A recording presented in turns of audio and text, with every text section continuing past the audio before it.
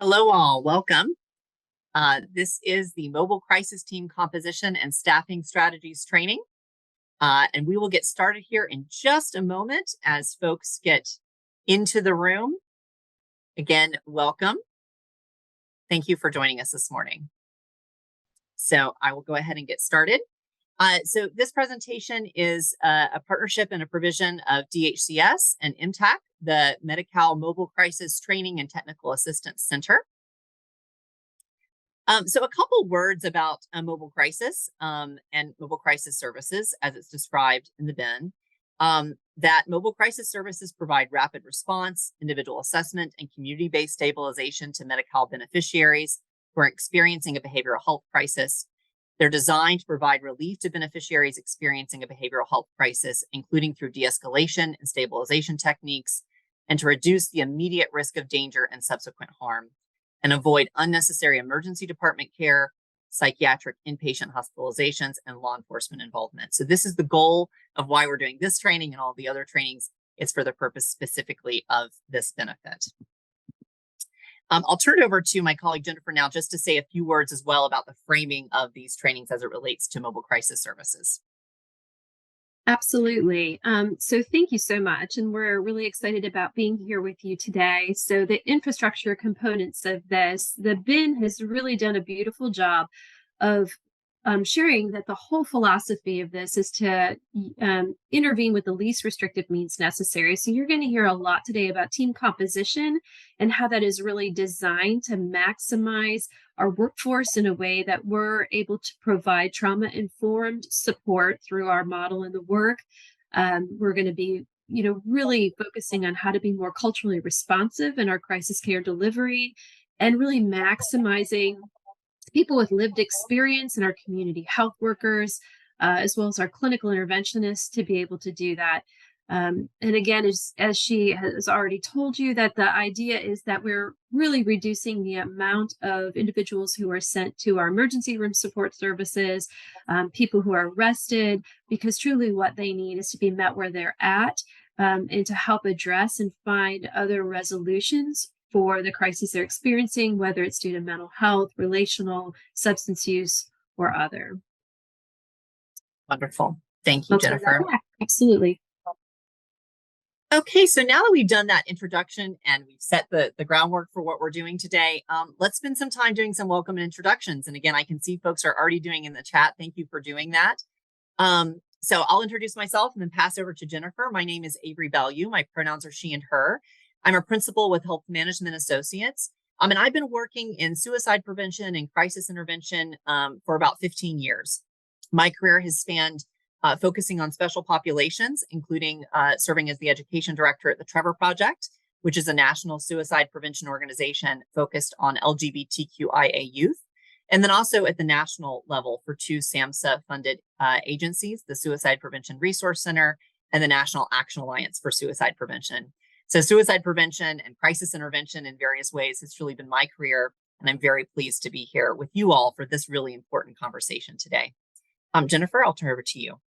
Great. So my name is Jennifer Hodgson. I am also at Health Management Associates. I'm a principal there. My primary area is behavioral health and integrated care services. My license is a marriage and family therapist. I've been practicing for a while. I won't give the number of years, but part of my passion is to really find ways that we can meet people where they're at in our community. So whether it's providing behavioral health support in integrated primary, secondary, tertiary care settings, schools, and then having really robust responses to crises that are really meeting people where they're at. So my background and experience involves all of those different areas, and likewise, glad to be here today. Wonderful. Thank you, Jennifer. So now we would like to invite you to introduce yourself. And Jennifer, this is also you. Absolutely. So if you don't mind, in the chat box, I think some of you have already been doing this, just the name, role, organization, and then one thing that you're really hoping to learn today through this particular topic. So we try to do what we can to deliver, a learner-centered presentation, but if for whatever reason some of the topics you respond to we don't get to today, it just helps inform future trainings. So please fill that out for us today. Wonderful. And I want to say thanks to folks who've already introduced themselves. got a great list of folks here from all over California, from many different counties. So it's good to see you all with us today. Absolutely. And we'll continue to look at that chat as we go through the agenda here, and also our learning objectives. So if you do want to think about what it is you're hoping to learn, that will also help us as we go throughout the presentation. So here's where we're headed today. So we're doing introductions. That's where we're at right now. We're in the introduction section. We're going to talk about mobile crisis team composition. What does the BHIN say about the composition of mobile crisis teams? What are the key differentiators between different types of team compositions? And we're going to be spending a lot of time today talking about that, talking about different scenarios, different possible iterations, and also doing some listening with you about what is currently most common for you, and also what do you see being most common as this is fully implemented. We're going to talk about working together as a diverse team. The beautiful thing about the composition requirements as they're laid out in the BHIN is that there is a real opportunity for a lot of diversity to be present at the table, and that's really to the benefit of our communities. So we're going to talk about diverse teams and some of the opportunities as well as some of the challenges in having diverse teams. We're going to talk about telehealth, so we make sure we're all on the same page around how telehealth may be used and the importance of it. We're going to take all of this learning and then we're going to play it out in a few scenarios. And we're going to give these example scenarios to highlight how team composition may impact the scenario, how the use of telehealth may impact the way that a scenario may play out with an on-site. And then we're going to spend some time talking about recruitment and retention. So we'll have oriented you to all the different possibilities of folks who may be serving on mobile crisis teams. And we're going to talk about ideas about recruiting and retaining those valuable team members. And also, again, do some listening with you around challenges that you feel like you may face and opportunities to overcome them. We do have a lot of content, but we're going to try to make sure to save some time for Q&A at the end. But I want to encourage you to please share your thoughts as well as your questions throughout the presentation. I'll be looking at the chat. My co-presenter will be doing the same. So we'll seek to also answer questions as they come up in real time. So that's our agenda. And here are our learning objectives. Here are the things that we're hoping all of us will learn through this presentation. We're going to review the mobile crisis team requirements as they're laid out in the BHIN. We're going to talk about how those requirements impact things like vision, team cohesion, and operational clarity. We're going to make sure that all of us are really clear about the role of mobile crisis team members that belong to different categories as described in the BHIN. Again, we're going to talk about the use of telehealth. What are the opportunities for the use of telehealth? When is it required that you have access to telehealth and use telehealth?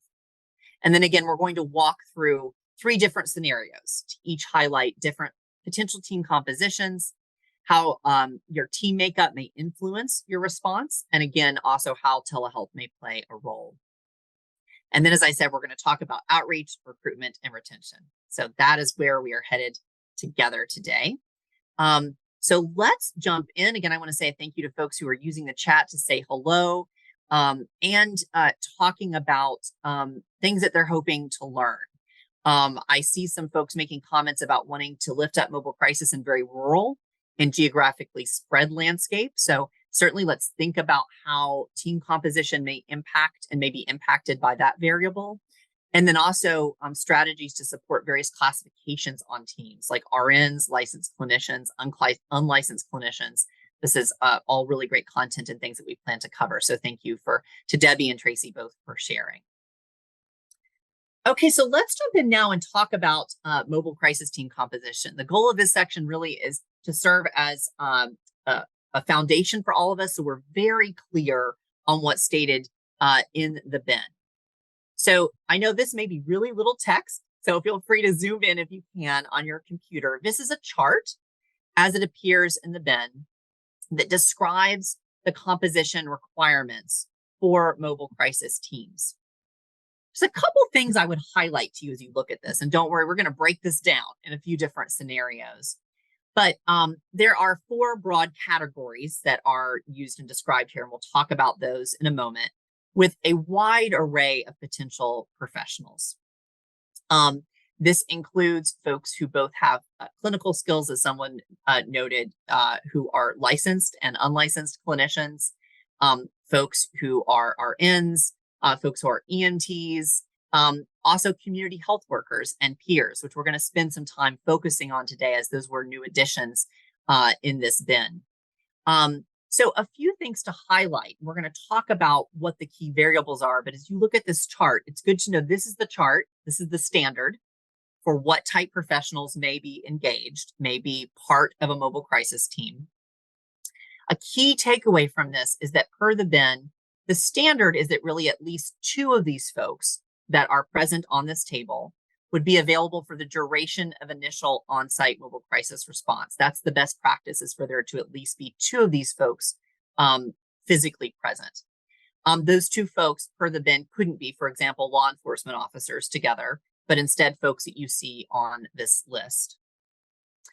There is a provision in the BHIN which allows for occasionally for someone to do an on-site just as a single individual. The requirement states, and we'll probably repeat this a few times, that this could happen if it's necessary, because otherwise it would result in a delay in someone receiving an on-site visit, and a delay in the response time. And it can only be used if it's deemed that that arrangement does not pose a safety concern for the beneficiary or for the single mobile crisis team member who is physically on site during that initial mobile crisis response. So there is a provision where just one person may respond. And I understand, particularly for folks in rural settings, that may be something that you're thinking about. We'll talk a little bit about that requirement and as it pairs with telehealth, because there is a requirement for telehealth to be accessible, particularly if there is a single individual doing a mobile on-site. But I want to repeat that the best standard, the best practice standard, is for there to be 2 individuals, if at all possible. Okay, so now that we have that in our back pocket, we're going to talk about throughout this presentation the kind of core variances that could exist with these compositions. So we're going to talk about the number, which I just talked about a little bit, the number of on-site team members and how telehealth may supplement that. We're going to talk about the composition of the on-site team, with that being one of the most significant variables. And we're going to talk about the use of telehealth. So those are kind of 3 variables that we're going to talk about today. So as you saw in the BHIN, there was kind of 4 broad categories that folks fit into: rehabilitative mental health treatment providers, SUD treatment providers, other provider types, expanded SUD treatment providers. These categories may not make absolute sense, but we're going to be naming folks just for our purposes that belong to any one of these 4 when we talk about scenarios and potential team makeup and composition. So just be oriented to the fact that those are the 4 broad categories as they're described in the BHIN. So here's a couple examples just to orient. Again, we're going to be doing scenarios. We're going to break this down even more, but we wanted to orient you to, when you think about that wide array of professionals, what this could look like. So here's a few different team composition examples. You could, for example, per the BHIN, have 2 peer support specialists doing an on-site together. Now, per the BHIN, that would require that they have access to a licensed practitioner of the healing arts, an LPHA, or another clinician via telehealth. You could have a community health worker and a peer support specialist together.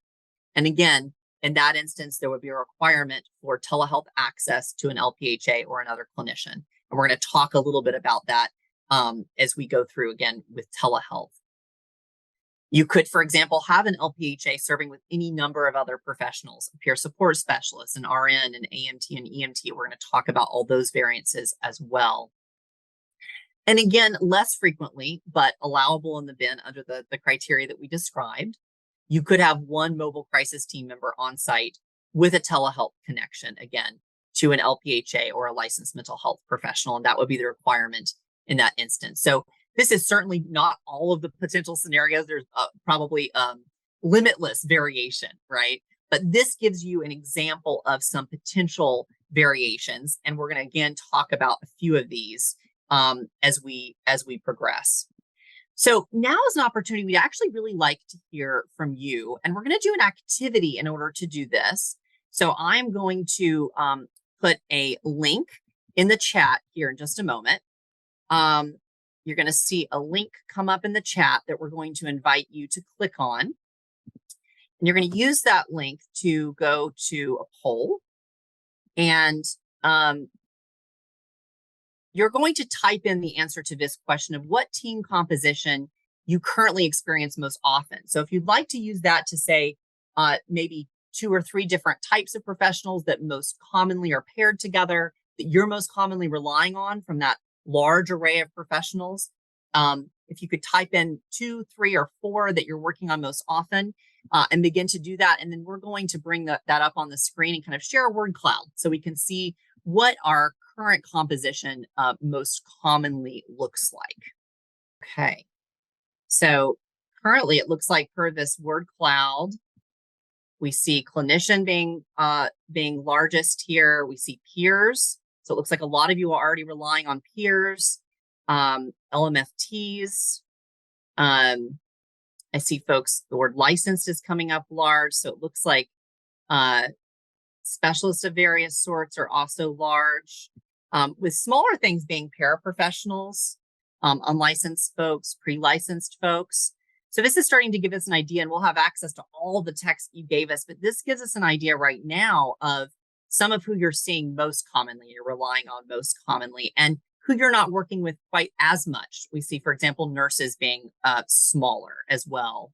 The second question on our slide is to ask the question, what is the composition that you're planning to use when the benefit is fully implemented? So we heard from you about what you're currently doing. When you think about the full benefit and everyone that was on that chart, are there some folks that you're expecting to engage with more in the future than you currently engage with now? So if we could see those responses in the chat. Okay, 1 clinician and 1 peer. So folks are planning to see more of that combination. 2 unlicensed folks. Still figuring it out. That's a really honest reply, and that's part of why we're here today, right, is to have that conversation. I'm seeing a lot of clinician and peer, so that's great to understand, and we'll be talking a lot about that potential combination today. And then I guess a third question as we go into our next section is, are there challenges or opportunities that you notice with these different team compositions? As you're thinking about how folks are paired currently or how will be paired in the future, are there challenges or opportunities that you're thinking through? Things that you see as benefits or things that you see as challenges? Would love to see you describe that as well, if that's something you're thinking through. And we see folks saying adding a clinician and a crisis recovery specialist. Nighttime safety challenges. Okay, thank you for sharing that with us. That's something to think through. As you think about different combinations, peers often pose challenges due to some of their own experiences. So thanks for sharing that. We'll be talking about that a little bit. It's hard to find staff. And that's a really honest answer in your rural area. We're going to talk about recruitment, coverage for overnight being a challenge, the certification timeline. So thank you all for sharing. These are great input. It's good for us to hear all of this. Okay, so now that we've gotten some idea of what the requirements are, what the teams might look like, and also some of what you're doing, we're going to go to our next section, which is about working together as a team. And Jennifer, I'll turn that over to you.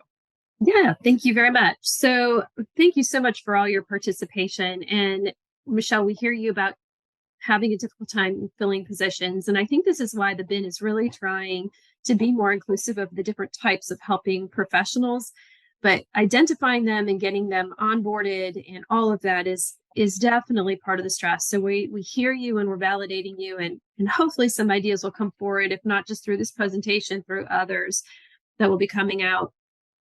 But working together a team is core and central, and we need to not only be able to recruit, as you're mentioning, but retain. That's going to be a really important piece of that. And part of that retention is making sure that our teams understand where each of their roles are clearly defined. That needs to be part of it, and then how they complement and work together and support each other. So we'll go to the next slide. So the core competencies and knowledge that we want to make sure that for all of our crisis team members, they've received obviously the core trainings and then these required enhanced trainings, making sure that each of our counties has the ability to get the most important fundamental core information, and then anywhere where they feel like they need additional support. And that's what this is all about. And we want to make sure that at least on site, and I think Avery talked about this too, is have at least one mobile crisis team member on site. That person-to-person contact has been extremely critical in the research as well as in direct outcomes, and then having that telehealth component to assist. And that making sure that that one person who is on site is trained in caring and able to administer naloxone. So that's going to be really critical that we make sure we're providing our teams with the resources and the education they need to face the support that they're going to need to give in their communities, as well as thorough training and crisis assessment. So we will have a second part to that crisis assessment training that will be coming up as well. So the role of the clinicians, and as Avery said, for the purpose of the presentation, discerning between clinicians and non-clinicians, and we are consistently working on language and vocabulary, but for the purpose of this presentation, clinicians will be your licensed practitioners in the healing arts, and the non-clinical will be those who provide a supportive role to the teams. They may engage in some aspect of clinical intervention, but they won't have the training in the diagnostics and some of the larger scale assessments that your LPHAs will. So, and a lot of times your LPHAs will be the ones who will be available from telehealth. They will also be the ones providing some of the supervision. So really understanding that those clinicians, their key functions are really to provide that essential support, the assessment, the mentorship for those non-clinical members. Do you see any other roles, and we could put this in the chat box and that would be helpful, any other unique roles that you see your clinicians playing in the teams that you're putting together in your communities that we may not have addressed?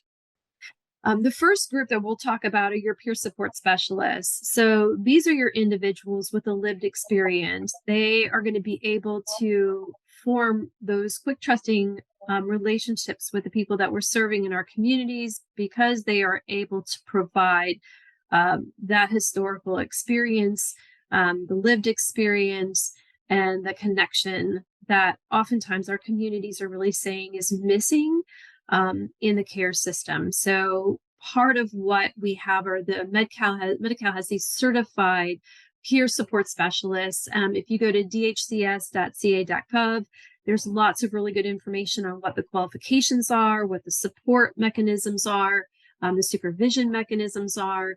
And what we're paying attention to is that the peer support specialists have to be at least 18 years of age or older, self-identify as somebody who has that lived experience, either from the recovery from mental illness, substance use disorder, or both, either as a consumer of these services themselves or as a parent or family member of the consumer.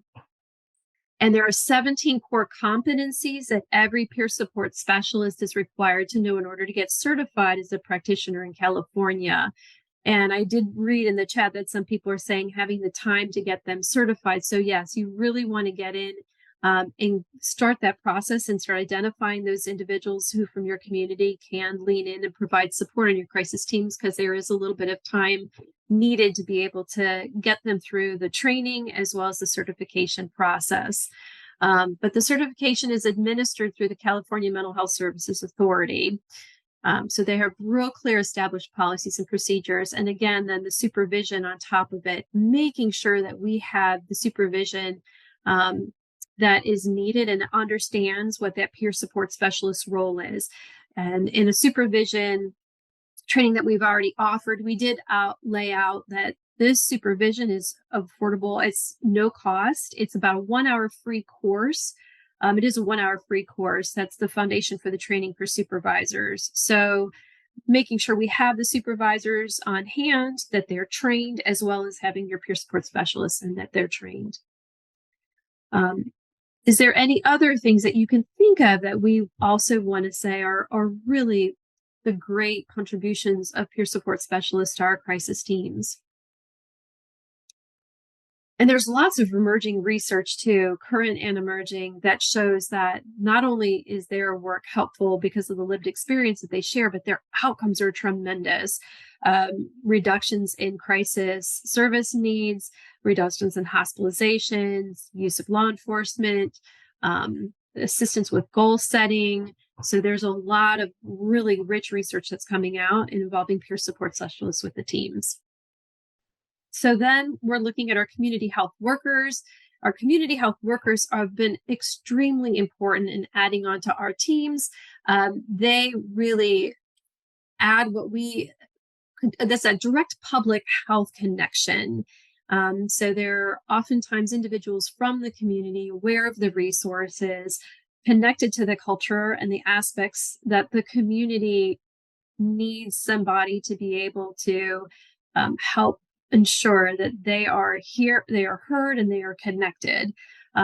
So these are individuals through hcai.ca.gov. You can get more information about that, the healthcare access and information, but they are, as effective July 1st, 2023, there's a guidance letter that really goes through the core competencies that are reimbursable eventually through Medi-Cal for this community health worker services.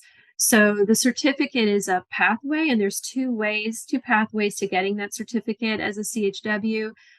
There's the one where you have the direct proof of experience working in that capacity. And there's also now a training pathway where you can, get some state approved training, go to a state approved training program. This is all in preparation for that reimbursement. The age requirement is 16 years old to receive a state issued CHW certificate, but individuals have to be at least 18 years old to be eligible to bill Medi-Cal. So keeping that in mind as you're recruiting and hiring, but there's opportunities to hire, some high schoolers who are maybe pursuant to healthcare paths, which is really amazing. Core skills are good communication skills, interpersonal skills, advocacy skills, outreach skills. They are, tremendous advocates in their communities, can provide that direct service in those mobile crisis teams. And they're also cultural mediators, which I think is something that we don't often think of enough, where they help us to be able to see what is exactly the need the person has and what is a service. All right, next slide. Make sure we get caught up here. And then your EMTs. Paramedics and community paramedics, they're also very, very essential to our teams. They're the ones who will get in there and provide those physical exams when needed. They also support your behavioral health team's ability to determine if they need that emergency transport. So if we're not quite sure, we're able to access them. They come in, provide that assessment, and then if they're not needing transportation, then we know we can continue that this person is not in danger. So finding those partnerships is going to be really critical in teaching our teams how and when to access those additional team members. So I'm going to turn this over to Avery for telehealth. Great. Thank you, Jennifer, for highlighting those. And I want to say too, as we go into talking about telehealth, there are many different combinations and variances that we can talk about. We'll talk about some of those in the scenarios. The reason that we highlighted these are some of the additions to the BHIN that are explicitly described in the BHIN, as you saw on the slides. We wanted to make sure that all of us were on the same page about those groups of professionals. So thank you, Jennifer, for leading us through that. We've already talked a lot about telehealth, and this is going to come up in our scenarios, but we want to make sure we're all really clear about telehealth. So the BHIN describes that it can be used when only one team member is on site, as we described, if that is occasionally necessary, that the best practice is to have access to two individuals. And I did see the question earlier from someone about whether or not that telehealth access needs to occur with that initial on-site, that person should be available throughout. And I think that would be a best practice, given that the BHIN describes that best practice is to have two individuals. So really, if that's your best practice, then telehealth can supplement that to ensure that you have two individuals, or it could also be a supplement in some of the other scenarios that we're about to describe. So in the hopefully infrequent where you have one person who has to do an on-site, that telehealth would be an essential core component of what's happening with that on-site assessment.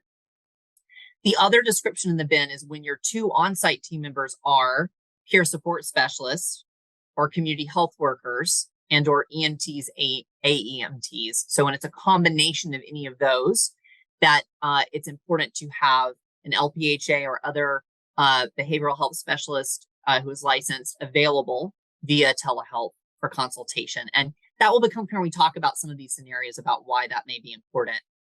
The other thing beyond those requirements in the BHIN also describes, and this is directly taken from the BHIN's language, about other ways that telehealth may be used and the benefit of using telehealth. So telehealth can be used to connect someone to a specialized practitioner, including a psychiatrist, a psychiatric nurse practitioner, wherein that's necessary, one of our scenarios will highlight something similar to that.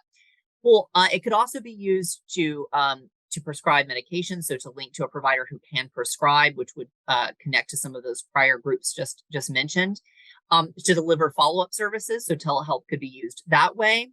It also could be used to connect the individual to an appropriate specialist who is a specialist with folks who have intellectual and or developmental disabilities, so IDD. And then lastly, I think very importantly as well, to engage translators or interpreters. So folks who need access to American Sign Language or other interpretation or translation services. For the BHIN mobile crisis, telehealth could be used to supplement the skills of the folks on site, wherein they may not have some of those skills. So this is a description of all the different ways that telehealth may be used. And again, this is going to come alive and when we talk about a few of our scenarios. So I'd love to hear from you all in the chat. What are some of the challenges you experience when using telehealth to supplement? It could be technology challenges, other challenges you might describe, and how might you overcome those challenges? And I do want to be clear when we talk about telehealth that this could be via a mobile consultation. So it could be, for example, on an iPad using a video conferencing app like Zoom, or it could be via the telephone. So either of those are options per the BHIN. So it's not just a one size fits all. There could be multiple technology applications that you're using to provide this telehealth benefit. And I wanted to make sure that we mentioned that as well. But are there particular challenges that you experience? Some areas of our county don't have good cell service. That is very real. So thank you for sharing that. Really important to understand, particularly rural concerns. And with there still being limitations to cell phone access. So that's very real. So thank you for sharing that. Any other concerns that folks may have or barriers that you've been experiencing? Okay, we'll continue to think about that as we think about now going into our scenarios. And these scenarios are designed to help us think about team composition, think about use of telehealth, think about how all of that may come together to meet the needs of folks in our community. So here, as we share these scenarios, we want to invite you to think through a few questions with us. And we'll invite you to be interactive with us in the chat as we talk about these scenarios. We want this to be as interactive as possible. Consider, how does team composition, so who's present in the team, contribute to successful outcomes? How does having different folks with different skill sets, different ways of being grounded in the community, for example, how can that contribute to some of the outcomes we're going to see in these scenarios? What challenges do you think that these different team compositions could present? We're going to present some scenarios with team compositions. Imagine if the composition were different, some challenges that could present. How would you address those? And then we're going to think, what are the key takeaways around recruitment, around makeup and collaboration when we look at these scenarios? What are some things we might come away from these scenarios thinking about around recruitment and around retention too? And we're going to talk about that in some later slides. So here is our first scenario. So here are the kind of parameters of this scenario. So you have a team that's an LPHA and a peer support specialist. You have a good pairing there. And I heard in our word cloud activity, that's a really common pairing that a lot of you are already using, is having an LPHA and a peer support or a community health worker. So this is a common scenario for many of you. In this scenario, the community member in crisis, English is a second language for this individual. And also the family members that may be present have limited English language proficiency. So you're trying to figure out how to engage this individual with this potential barrier to providing a crisis assessment. Now, of course, the outcome you're hoping for is that you're going to have a successful crisis assessment and safety planning, and that you're going to connect them to culturally appropriate and specific resources. So there's a few kind of assumptions we're making here in this scenario. Either the LPHA or the peer support specialist could be someone who speaks the language of the individual, who's connected to these resources. And the reason the addition of peer support specialist is specifically to try to meet some of these needs. So we're going to assume in this scenario that the peer support specialist is someone who has some of these skills and is able to connect with that individual. And that may result in this better outcome that we're describing. Now, if we think about our questions again that we talked about in our last slide, I'm going to bring us back to these questions. Think about if neither of those individuals had access, then this would be a great example of where we need to bring in telehealth. Per our prior slides, you might need to engage telehealth to engage someone who does have some of those skills. And again, with the goal being of having this outcome of being able to successfully complete the crisis assessment and do safety planning and think about community specific resources. So here's one example. Here's some ways that the combination of these folks with their skills could potentially lead to this type of successful outcome. And I think this really does highlight why it's really great to have diverse teams. So that's one scenario. Let's look at a second scenario. Jennifer, I'll turn that over to you. Absolutely. So scenario 2 really is we're looking at a composition makeup of a peer support specialist and a community health worker. So if you have a member in crisis where you have active suicidal ideation in this case, then what they can do is run through the assessment, and there is that link connection through telehealth then to the LPHA. So they're able to verify, we did the suicide risk assessment. This is the level of severity. We've completed effective de-escalation. What would be next steps? And in this case, the outcome identified was an appointment made for behavioral health services, so that this individual didn't need immediate transportation, didn't have active, ideations to the point where they had planned an intent. So they were able to complete that assessment, get that verification from the LPHA about the plan in place, and then really be avoiding a hospitalization, a necessary hospitalization, which is the critical key. So these are the ways that we can better support and make use of our limited resources and our workforce challenges and get people the quality care that they need. Thank you, Jennifer. We'll go on to scenario 3. Great example of how telehealth can be utilized. And then here in scenario 3, you have a different team makeup. You have an EMS, an LPHA. The community member in crisis has a suspected opioid usage and a potential overdose. So in this scenario, the outcome was that naloxone was successfully administered. And then the EMS having some of these special skills, as the BHIN describes, why they're a valuable part of these teams, is that they were able to work to transport this individual to a local emergency department or to help them with care coordination and to facilitate a meeting with an MET prescriber. So obviously, a lot of things to unpack there around what would be next steps for someone in this scenario, but it's possible having an EMS as part of this team really in this type scenario would really lead to a better outcome, as they have some unique skills around community transportation, around this particular scenario, especially of opioid usage and potential overdose. So again, just highlighting a scenario where having a diverse team could lead to a potential better outcome for the community member. And we could go all day with potential scenarios, right? But there's a lot of different ways that different team makeups can contribute to good outcomes. We'd love to hear just briefly from you as we move into our next section. Are there potential scenarios that you're considering when you think about team composition and community needs, and how the teams that you're bringing together, how they can really help to meet the needs of the community in enhanced ways through this benefit? Are there any particular community needs that you're thinking about as you think about team composition? As you're thinking about that, we're going to go ahead and move on to our next section, which is about outreach, recruitment, and retention. And I do just want to name that someone in the chat shared that safety concerns are a big issue for you. And I've heard that come up multiple times in the chat when folks have talked about overnights. You've talked about various scenarios with safety being a particular concern and how you think about team composition. So thank you for sharing that with us, Tara. So let's talk about outreach, recruitment, and retention. We've talked about these diverse teams. We've talked about the way that diverse teams really are a benefit. So let's think about how we get creative. And you heard Jennifer talk about some of this. For folks who may have come to the community collaborations presentation on another day that we did last week, there was a lot of conversation there about the need to build very meaningful and intentional community collaborations for the purpose of doing all of this coordination that we're talking about today.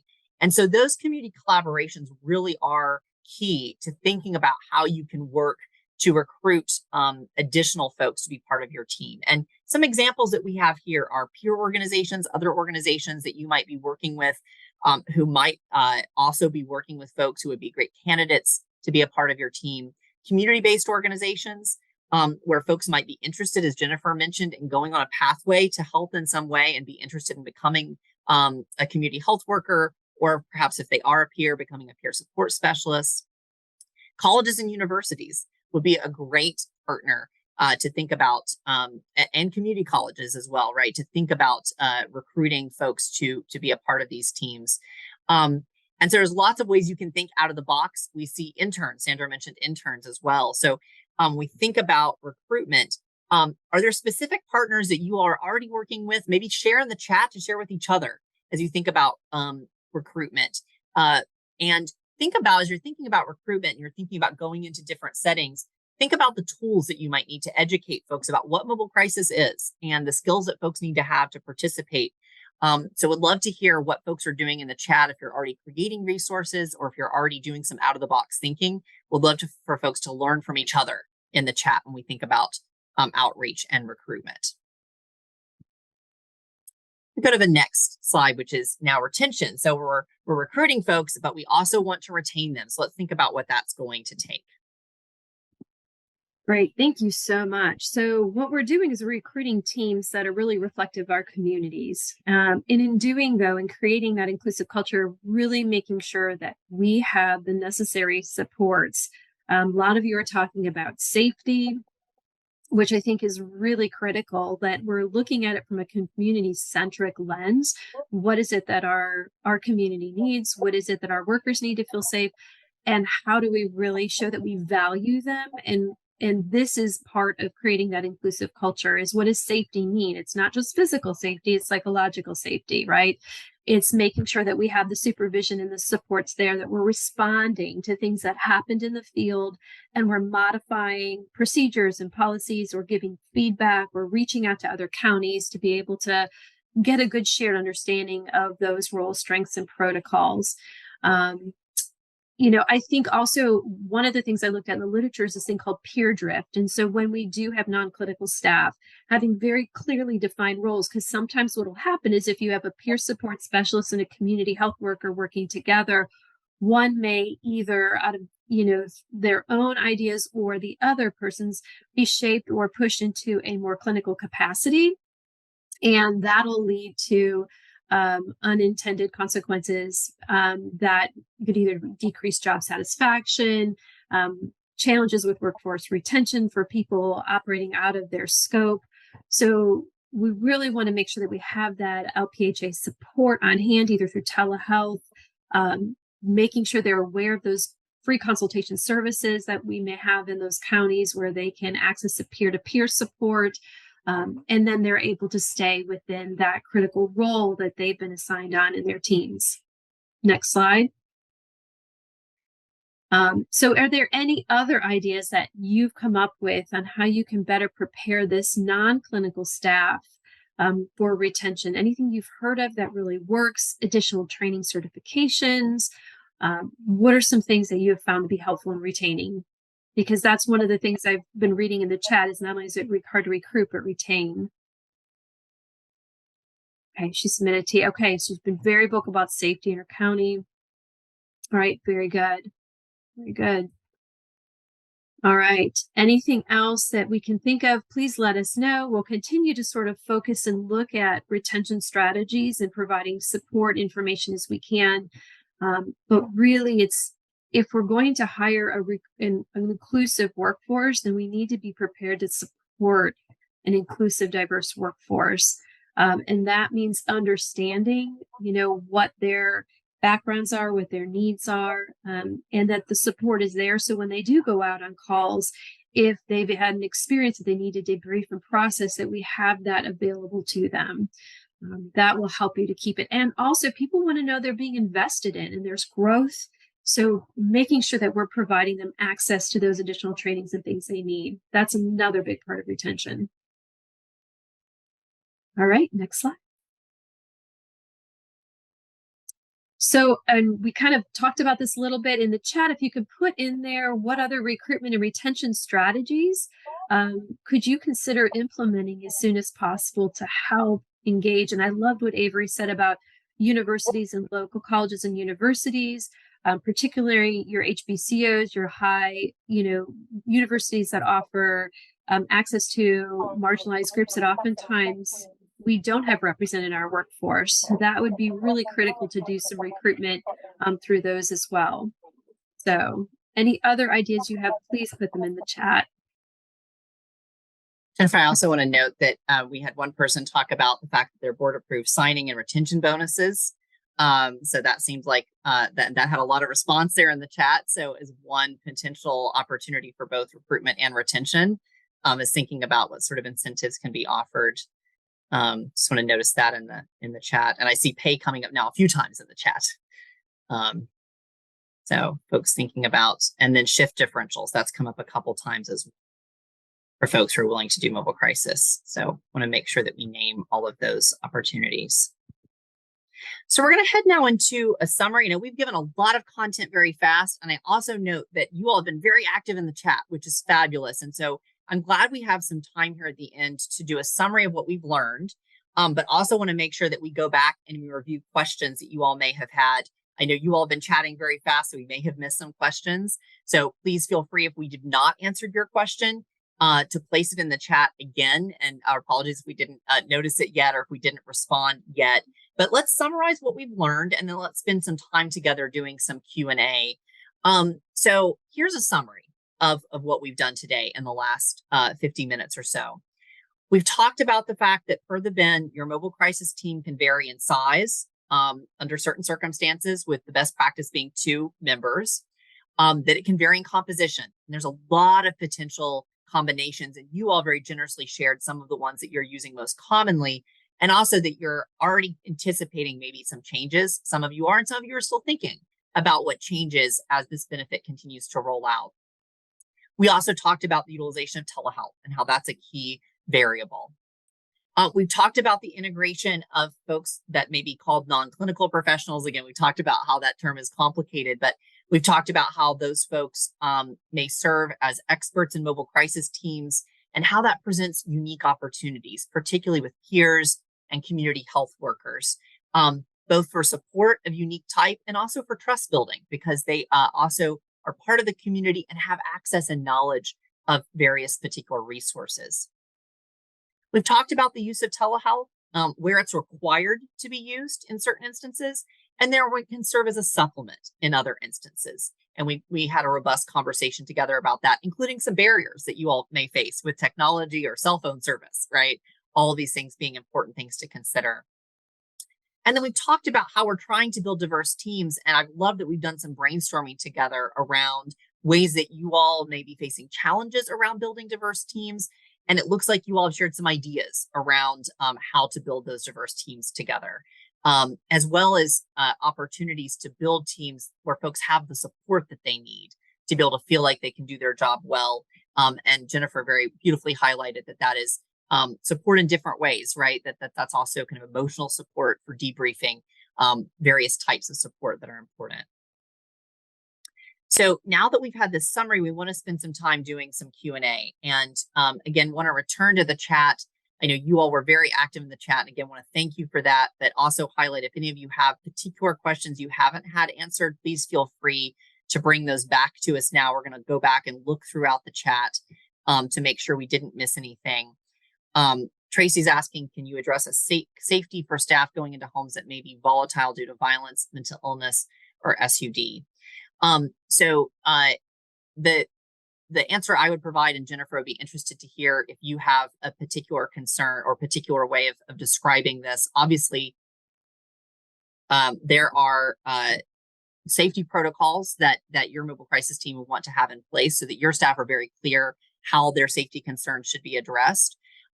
This is where the community collaboration is really important, where you collaborate across different agencies. So while, of course, the goal of these mobile crisis units is to decrease the use of law enforcement in response, there is the opportunity to think about how you need to collaborate in certain instances where that may be necessary. And so those community collaborations and protocols with your law enforcement agencies and other agencies within your county would be the place to think about beforehand as you're building those collaborations. What are your protocols? What protocols do you have in place? And make sure your staff understand what those protocols say and what they don't say to make sure they understand the safety net that they have. That would be my immediate response to that. Jennifer, do you have any other thoughts in response to that question?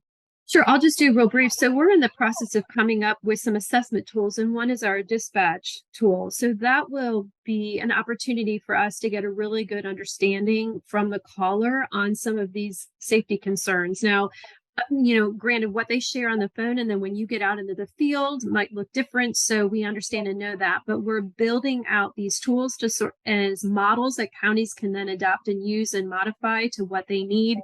But it'll help them to be able to have some essential questions to ask so we can decide if it is really safe. Now, we really want to try to dispatch without law enforcement as much as possible.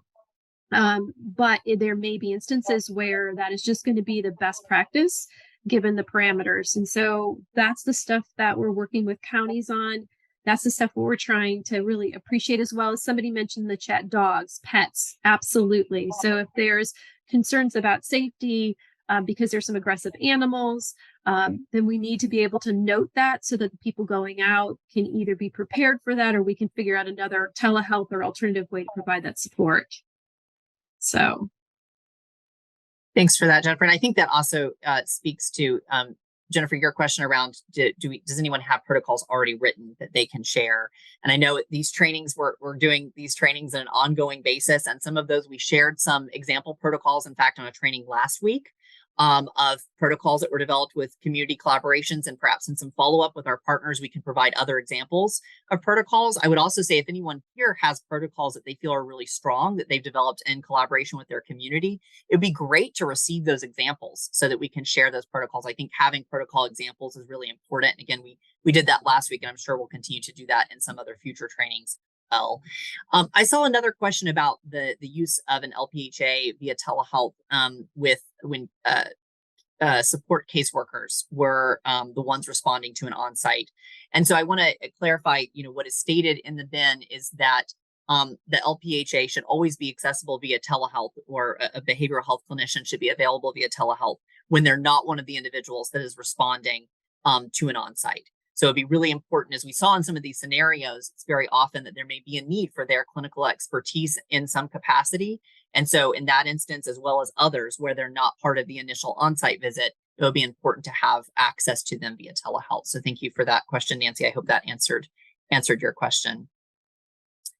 And thank you, Danielle, for noting that you're capturing questions around staffing, because there are a lot of really great questions here, and there may be some clarifications on our answers. So thank you for asking these. I think they're all really important questions. And this illuminates that there's a lot of need and opportunity to continue this conversation. This conversation today has been an hour. So we're actually right at the end of our time.